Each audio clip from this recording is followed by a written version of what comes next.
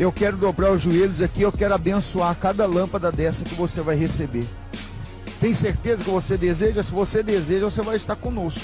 7 terças-feiras do embelezamento, com a distribuição do kit de beleza da Rainha Esther, feito com a essência da mirra, consagrado em Israel, pela bispa Ingrid Duque.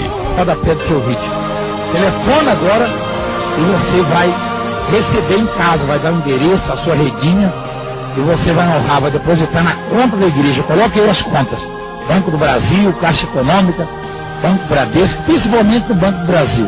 O par de meias, cedo uma benção, consagradas no monte, e colabore com a obra de Deus, com uma oferta de fé e amor. Você vai ligar e pedir para separar sua fronha. E aí você vai no banco e lá no banco você deposita R$91. Pega o comprovante do depósito, envie para o endereço de correspondência que está aí na sua tela agora.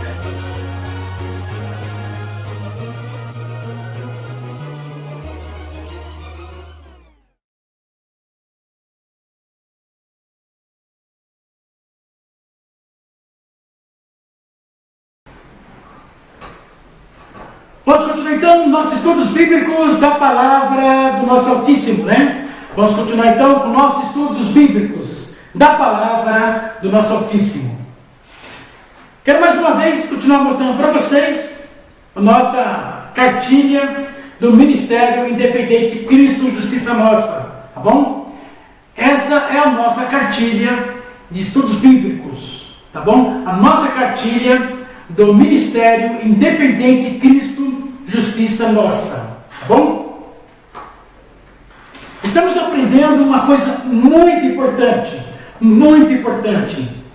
A Igreja de Cristo precisa abrir os olhos. A Igreja de Cristo não pode continuar sendo manipulados ou enganados. A Igreja de Cristo não pode continuar na situação que está. Nós temos um sistema religioso atual, hoje, que, se for possível, eles fazem negócio da vida das pessoas. Eles fazem negócio. Tá bom? Os falsos profetas que se enriquecem com seus enganos e mentira. Então nós vemos aí que nós aprendemos uma coisa importante. Nós aprendemos uma coisa importante. Como que a Bíblia nos ensina sobre a questão de você contribuir. A contribuição, a oferta voluntariamente, tá bom? Oferta voluntária. Isso aqui a Bíblia nos ensina. Tá? E uma coisa importante também entendemos. Uma coisa muito importante também temos que entender. Primeiro, vamos continuar a entender como que está a situação do sistema religioso atual. Como que está a situação do sistema religioso atual. Tá bom? Bem, como o sistema religioso atual, eles cobram dízimo, cobram ofertas das pessoas, né? Cobram o dízimo obrigatoriamente. E além disso, ainda pede ofertas semanais, né? Um culto que seja 2, 3 vezes na semana, tem que dar oferta. Pedem ofertas. Ou senão, ficam vendendo idolatria para as pessoas. Ficam inventando objetos que são idolatrias. Que todos nós sabemos. A Igreja de Cristo sabe que todos esses objetos são idolatria. Todos esses objetos materiais são idolatria. E eles vendem. Você dá uma oferta de R$50 nisso. Você dá uma oferta nesse objeto aqui de R$100. Você está vendendo o produto. Isso não é oferta. Oferta é aquilo que eu tenho a liberdade de dizer quanto eu gostaria de dar por aquele objeto. Então pode ver que até nisso eles enganam as pessoas. Eles fazem as pessoas de negócio. Eles lucram na vida das pessoas, em cima da vida das pessoas. E às vezes muitas pessoas não passam, ficam com os olhos vedados, ou a mente cauterizada, ou manipulado, e não conseguem discernir que aquilo são idolatrias. São idolatrias. Tá bom? Então alguma coisa acontece, que a pessoa ela tem mente fechada, ou ela é tão manipulada pelo líder, ou ela não consegue discernir de tão cega que ela está, que aqueles objetos, primeiro, quando se coloca valor, não é oferta mais. Não é oferta mais quando se coloca valor. E o objeto é uma idolatria. Idolatria. Tá bom? Então, o sistema religioso atual de hoje, as denominações religiosas, com seus pastores, com seus líderes, com seus bispos, com seus profetas, os seus profetas, né? Seus profetas, né? Eles obrigam obrigatoriamente as pessoas a pagarem dízimo. E aí, às vezes, ainda tem as ofertas voluntárias que as pessoas dão em todos os cultos. Todos os cultos têm oferta voluntária. Eles pedem ofertas. E além de pedirem obrigatório dízimo, além de pedirem as ofertas semanais nos cultos, eles vendem produtos que são idolatrias. São idolatrias. Tá bom? Então o que acontece? Eu dei um exemplo. Que, por exemplo, eu tenho quase 500 pessoas inscritas no meu canal. Eu tenho quase 500 pessoas inscritas no meu canal. Se eu for pelo ensinamento das Escrituras, como o apóstolo Paulo ensinou, a oferta é voluntária. E não se especifica valor. Quem determina o valor é a pessoa. Tá? Já estudamos isso. Já falamos sobre isso. Mas, se eu for, por exemplo, eu tenho 500 pessoas inscritas no meu canal. Se eu for pedir, por exemplo, o dízimo obrigatoriamente para essas 500 pessoas, que eu tenho quase 500 pessoas inscritas no meu canal. Vamos supor que eu peça dízimo obrigatoriamente dessas 500 pessoas. Estou dando um exemplo. Que dízimo não existe mais. Isso não existe mais. Tá? Então eu estou pedindo. Aí o que acontece?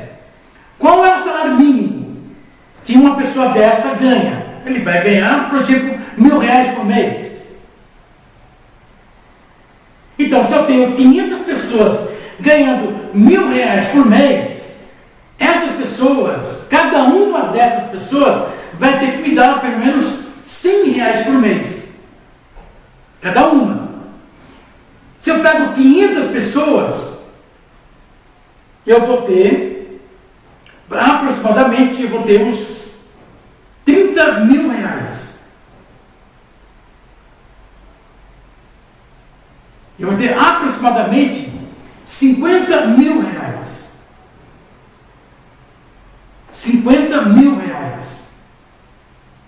Então, eu tenho 500 pessoas, cada uma dessas pessoas ganha R$1.000. Então, eu arrecado, eu tenho uma arrecadação um montante de arrecadação por mês, todo mês, de 50 mil reais. Ah, mas as ofertas? Vamos colocar que entre mais 10 mil reais de oferta. Aí você vai para 60 mil reais por mês. Aí você pensa, é um bom negócio? Isso dá lucro? Isso dá lucro? Ah, mas não é os membros que administram a arrecadação do dinheiro. Ah, mas quem administra são os líderes, são os pastores. Eles que administram. Então, se eles arrecadam 60 mil por mês, e eles que administram, então aí eles vão querer gastar esse dinheiro aonde eles quiserem. Eles vão gastar esse dinheiro aonde eles quiserem, porque eles que te administram. Não é os membros. Não é as pessoas que em assembleia discute aquele gasto que está sendo, aquele valor daquela arrecadação.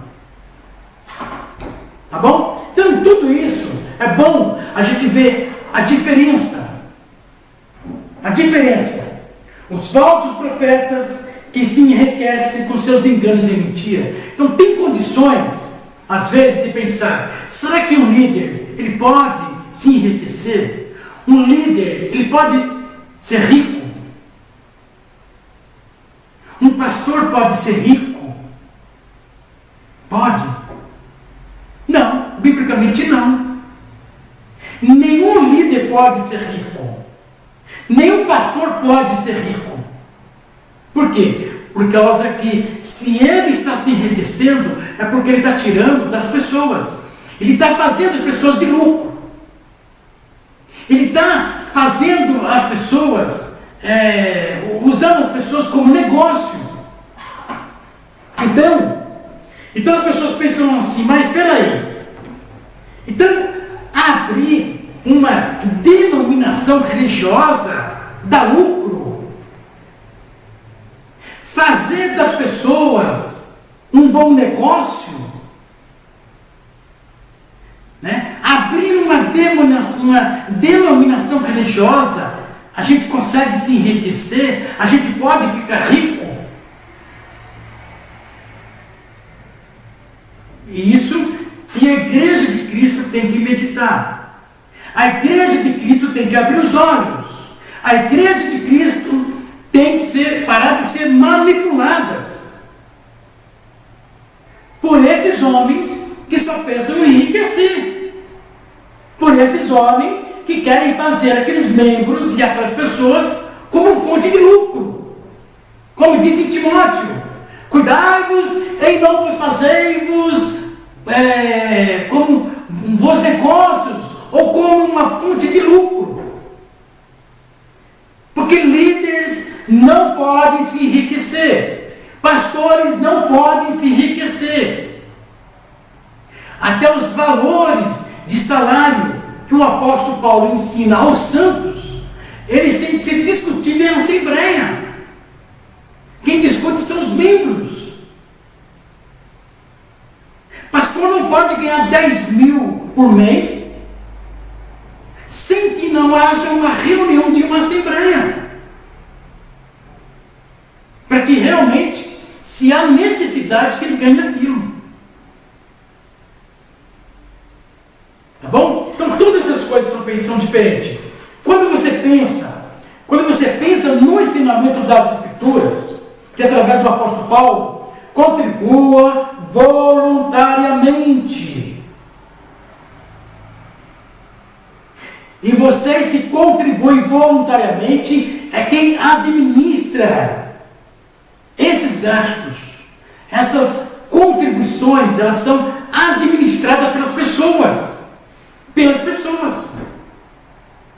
E não pelo líder. E não pelo pastor. essas contribuições. Não são eles que fazem isso. São os membros. Os membros que determinam. Os membros que se reúnem e vê quanto que um ministério ele está recebendo. Quanto esse ministério está gastando.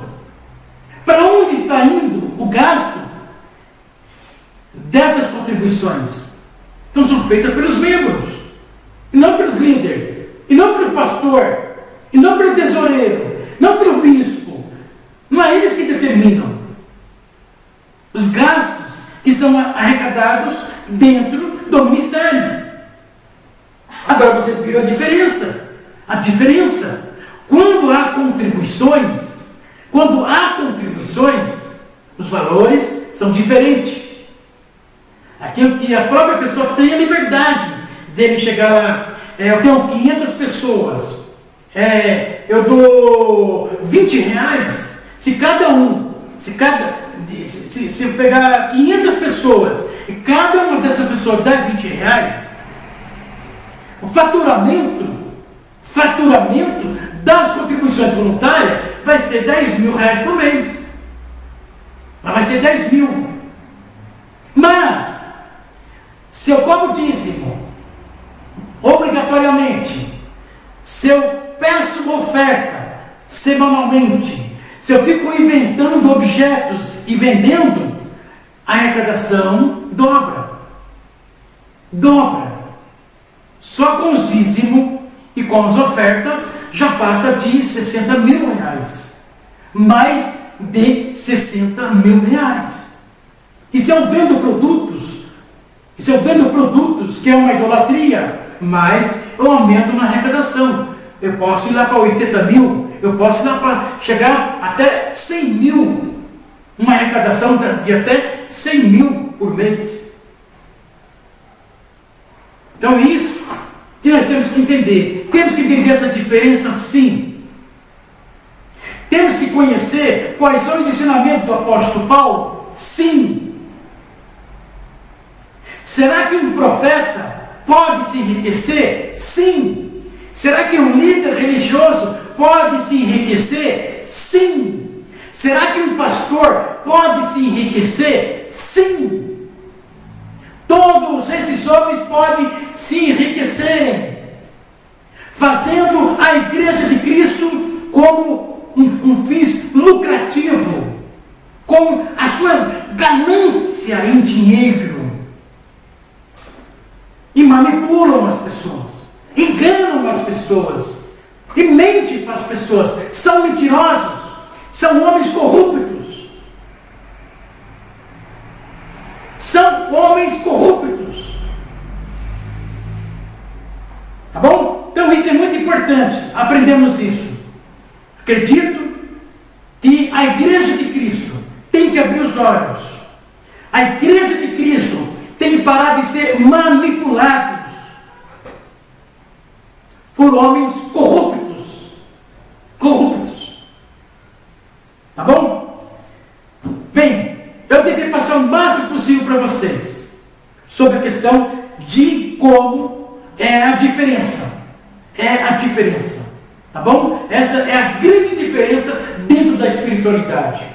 Esses são os verdadeiros ensinamentos do apóstolo Paulo. Esses são os ensinamentos verdadeiros do apóstolo Paulo. Vocês podem ver, como você pode contribuir para o ministério. Então, essa é a nossa apostila, nossa cartilha.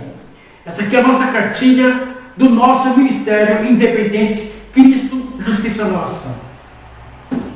Vamos continuar então o nosso estudo. Vamos para o nosso quinto item. O apóstolo Paulo identifica o que é um falso profeta. Vamos para Atos 13. Vamos agora então, o apóstolo Paulo identifica o que é um falso profeta. Atos 13, 6 e 10. Atos 6. Havendo atravessado a ilha toda até Pafos, acharam ali um certo mago, falso profeta, judeu, chamado Bar-Jesus. Disse, ó filho do diabo, cheio de todo engano e de toda malícia, inimigo de toda justiça, não cessarás de perverter os caminhos retos do Altíssimo. Aqui o apóstolo Paulo identifica um falso profeta. Um falso profeta que vivia enganando as pessoas, manipulando as pessoas. Então vocês podem ver que muitos falsos profetas, quando eles visam as pessoas como uma fonte de lucro, eles usam todas as suas malícias, todas as suas artimanhas, todas as suas mentiras para poderem terem aquelas pessoas como uma forma de ganhar, de lucrar.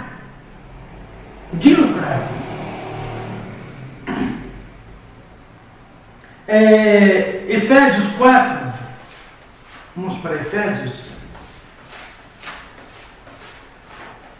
Eu quero encerrar esses estudos, tá? Efésios 4. Efésios 4, versículo 14 e 15. Para que não mais sejamos meninos inconstantes, levados ao redor por todo vento de doutrina, pela fraudulência dos homens, pela astúcia tendente à malignação do erro. Antes, seguindo a verdade em amor, crescemos em tudo naquele que é a cabeça, que é Cristo. Efésios 4, 14 e 15. Então,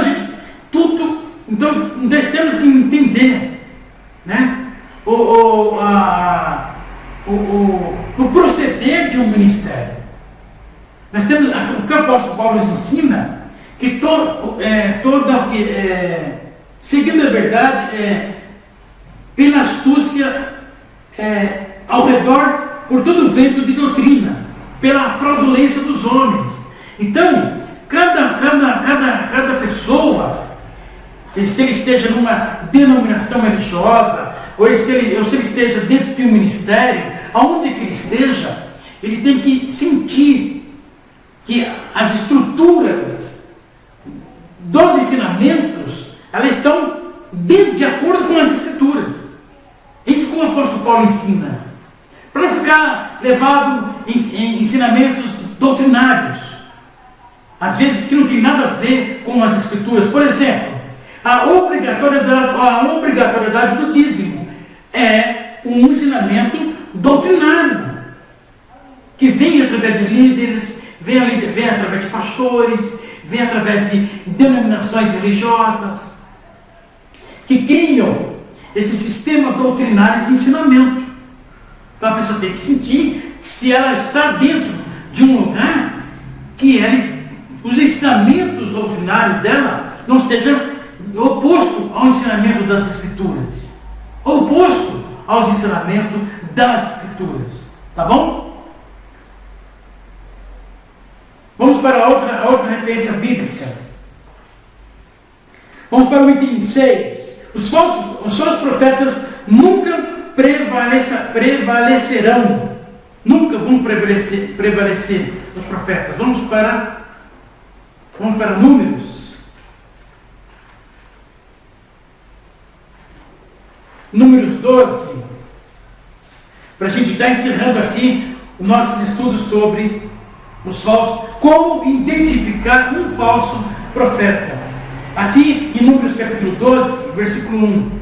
Ora, falaram Miriam e Arão contra Moisés por causa da mulher que esse tomara, porquanto tinha tomado uma mulher cuxita. Então o Altíssimo desceu em uma coluna de nuvem e se pôs à porta da tenda. Depois chamou Arão e Miriam, e os dois acudiram. Então disse, ouve agora as minhas palavras.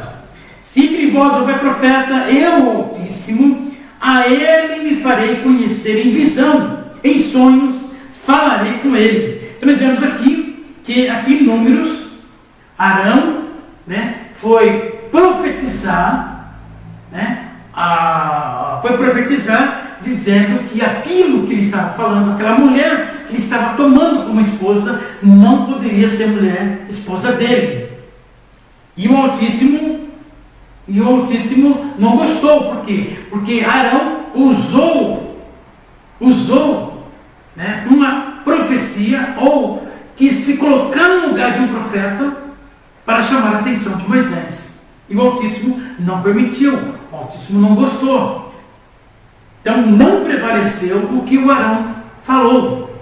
Então, os falsos profetas nunca prevalecerão, nunca. Em Números capítulo 23, isso é para vocês entenderem o que é como identificar um falso profeta. Em 23, 8, versículo 8, como amaldiçoarei a quem não amaldiçoou, e como a denunciarei a quem o Altíssimo não denunciou. E o versículo 20, eis que recebi mandato de abençoar, pois ele tem abençoado e eu não posso revogar. Aqui é Balaão querendo se levantar, Balaão querendo se levantar contra a nação de Israel, mas a nação de Israel tinha o Altíssimo que estava abençoando aquele povo. De forma nenhuma Balaão conseguia, como um profeta, como um falso profeta, querer amaldiçoar o povo do Altíssimo, a nação de Israel. Então, assim, aqui a Escritura mostra que o falso profeta não prevalece. Não. Jeremias capítulo 20, versículo 6. E tu, Passur, e todos os moradores da tua casa ireis para o cativeiro, e virás para a Babilônia, e ali morrerás, e ali serás sepultado tu, todos os teus amigos, os quais profetizastes falsamente. Tá bom? Nós vemos aqui que esse profeta, esse falso profeta, depois ele pagou um preço caro na presença do Altíssimo, tá bom? Ele pagou um preço caro na presença do nosso Altíssimo, e também não prevaleceu contra o Altíssimo. Jeremias 23. Nós estamos conhecendo aqui essas referências, que os falsos profetas nunca prevalecerão. Jeremias capítulo 23, 15. Portanto, assim diz o Altíssimo dos Exércitos acerca dos profetas: eis que lhe darei a comer losna, e lhes farei beber águas de fel, porque dos profetas de Jerusalém saiu a contaminação sobre toda a terra. E Jeremias 28, 16. Pelo que assim diz o Altíssimo: eis que te lançarei sobre a face da terra. Este ano morrerás, porque pregaste rebelião contra o Altíssimo. Então os falsos profetas, né? Nós vamos continuar. Os falsos profetas, eles pagavam um preço caro por aquilo. Então os falsos profetas nunca prevalecerão contra o Altíssimo. Nunca. Eles podem mentir para as pessoas, eles podem enganar para as pessoas, eles podem manipular as pessoas, mas na presença do Altíssimo, eles não prevalecem. Não prevalecem. Só caem por terra. Tá bom? Vamos continuar então os nossos estudos para os nossos próximos vídeos da palavra do nosso Altíssimo. Tá bom? Vamos continuar então para os próximos vídeos.